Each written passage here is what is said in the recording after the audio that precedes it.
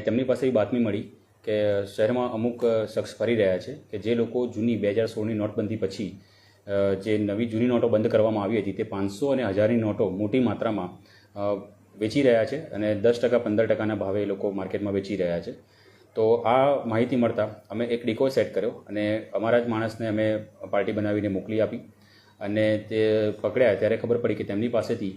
કુલ 5 માણસો હતા અને તેમની પાસે 25 લાખ અંદાજિત 24,98,500 રૂપિયા જૂની 500 અને 1000ની નોટો